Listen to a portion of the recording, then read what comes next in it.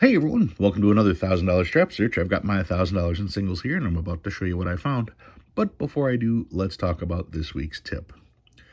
Now, one of the things I've always been good at is being just ahead of the curve on certain things. Yeah, I should have been a stock investor. I would have been a millionaire by now. But when there's something that interests me, for some reason, I seem to get in just ahead of the game. For poker, for instance, everybody knows the poker boom was in 2003, and I've been playing poker since the mid 90s. So I got in on that before it got huge. Paper currency. I started collecting paper currency in 2015, and it really blew up 5 years later when COVID hit. So I always have had a knack to get in on things just a little bit ahead of the game. So, how can you do that? Well, when it comes to collecting currency, there's a number of different avenues to collect. And there are just certain things that not a lot of people jump on right now. But as more coin collectors start to dive into the hobby, people are going to discover that notes in general are rare. Notes are hard to find, which is going to drive the price for the stuff that is a lot more common. Your Black Eagles and your gold certificates and anything that people know off the top of their head, they're going to go for, and because they've heard of what it is. Which means stuff that isn't as well known is probably going to remain under the radar. And to be honest, I think that's kind of where we are. Right now, there's been an influx of currency collectors, and they just haven't discovered the other avenues. So now is still a good time to pick up on some of those things that most people aren't aware of. Oh, I don't know, say fractionals, military certificates, things like that that are still well underpriced compared to what they're worth. All right, we'll get into that a little bit later. Let's get these out of the way and take a look at what I found this week. This week, all right, starting off with an alternator. It says 0 is the alternator. Not that these are worth anything. I just found it. Thought it was neat. 07030801. Another one with this one has 7s as the alternator. 37875747. Found some trinaries. 0s, 2s, and 5s on this one. And this one is 5s, 6s, and 7s. 0s, 5s, and 6s here. And it's 3 pairs. Oh, wow, must be $1 million. And it's written on. Now think about that. People that are telling you that a note that's off cut, oh, that must be worth $1 million. Or people that tell you that when there's a teller stamp on there, added ink, that it's worth more. Well, then how much is it when you write on a bill? That must be worth $2 billion. Let's see. What do we got? Another trinary here. 1s, 5s, and 9s. 0s, 5s, and 6s. Once again, see how many I find every week? Not rare. No value. Don't buy them. Still going. 2s, 3s, and 9s. 1s, 3s, and 8s. 1s, 5s, and 7s.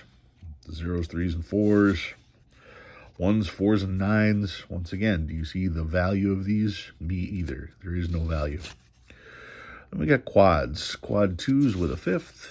Another quad 2s. I save quads trying to find pairs as well. And some stars. Check your stars. Make sure they're not filled. This is a 2017A. 2017. Another 2017. And another wet ink transfer there. Another huge error. No, it is not. 2017. That is a partially filled star. Partially filled stars are not errors. That's just when there's a little bit too much ink applied. And you can kind of see that these are inked rather dark, even though they're not smeared. And that's why the center is a little smaller than what you'd see on this side. This has no additional value. A filled star is when something gets clogged in that tip, and that way the center is printed first, rather than it being the last section. So that's why any partially filled star is not an error, but a filled star is. I don't want to know what that is, but it's a star. 2013 star. Another 2013. And some older notes. 2003A. Another 2003A in rough shape. 2003. 2003 that's written on, so that'll be going away for sure. Another 2003. 2001. 1999. 1995. Not a web note. I was going to say that's a trinary, but it's not. There's an 8 and a 3 to go with the 06. Another 1995. Another 95. 1988A. 1988A. Another 88A, and this one's actually in nice shape. Too bad it's from Chicago. It's the most common one. 1969B. That's the oldest note I found. And yes, I do have something in the sleeve, and I don't know if it's going to show up on camera or not. We'll take a look. Check that out. First of all, it's a trinary, 2s, 5s, and 9s. Nothing special about that. But when we look at this side, I can't tell if that's black ink or if that's a mix of black and green ink or if it's just really dark green ink compared to this, which is easily ink. That's easily green ink, without a doubt. But when you look at the two as a whole note, that don't look right. I know that there were ink contamination errors. It doesn't have... The other ink contamination errors I have were from the Atlanta district. This particular one happens to be from Cleveland, Ohio.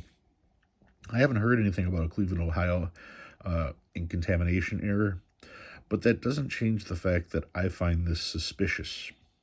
It's very tempting to send in for grading just to see what the professionals have to say. I mean, when you look at the ink, it doesn't look the right color.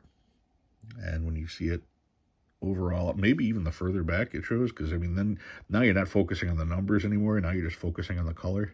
So you can definitely see green. You can definitely see a different color. I'll just say that.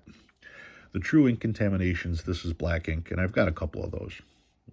I don't know what to think about this. That's why I kept it. That's why it's in a sleeve. I'm not trying to sell it. I'm not trying to convince anybody that this is anything special. It's something that I noticed and may do some more research on. All right, so those are my finds this week. What did I pull? Well, I have a twofer based on what my hint of the or my tip was. Collecting things that most people don't collect. Let me show you what I've got. This is a 50-cent fractional. A 50-cent fractional. Now, during the Civil War, people were hoarding precious metals. And because they were hoarding precious metals, it made change very difficult to come by. So the federal government decided, we're going to print fractional currency. We're going to print change. And they did denominations as low as 3 cents. 3 cent, 5 cent, 10 cent. They made a 15 cent, which is weird because we've never had a 15-cent coin. They did a 20 cent, 25 cent. They did the 50 cent here. And this one here, here's the back of this one. This one features Stanton, who is the Secretary of War under Abraham Lincoln. And he is known as the greatest beard on currency. Let's take a look at what the book has to say about the Stanton note. 50-cent fractional. Of course, the book I'm pulling out is Paper Money of the United States. And when we go to fractionals, let me find them in here real quick. There it is. Oh, I lost the page. Oh, those were specimens.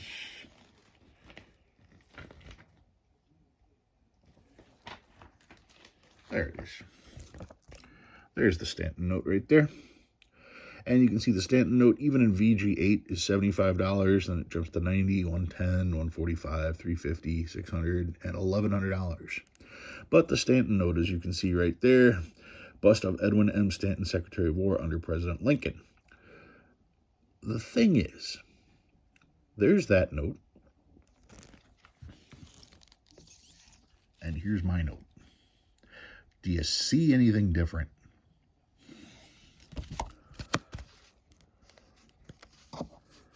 Mine doesn't have a seal. This is a contemporary counterfeit. You know me and my counterfeits. I love picking up counterfeits when I can spot them at a good price. This one, was advertised as a counterfeit. Nobody was trying to fool me. I knew it was a counterfeit based on the description and the picture. And when you put it next to a real Stanton note, first of all, look at the picture. Here's the real note. This one isn't even in that good a shape. But looking at the picture, actually it's tore right in half, isn't it? Yeah, it is. It's tore there. When you compare the picture, you can hardly make out the face and the beard here. Even with this one with a tear through it, it's still pretty clear. The real one has a seal. There is no seal here. Looking at the back, when you compare the two, if we look at this one, look at the background here compared to this, where it's all smudged together. Yeah. Try that again. Get that focused in there. Actually, the back of this one looks all right. That's pretty impressive. When you look at the two, trying to get it to focus, that one shows a lot of detail. That's the fake. So that one's actually pretty good. I'm just trying to get an idea of some of the other ones. But yeah, even though, looking at these lines here, and you can see those. I mean, there are areas that are clumped a little bit, but overall, it's a pretty good counterfeit. Now, the things that are wrong, the ink color is wrong, because you could only get this ink color at the BEP, so that's why this one's darker. And when you look at the front, the picture, of course, is horrible. Trying to be able to show you that. Maybe if I put it this way. Yeah, the textures in the back are just so much smoother.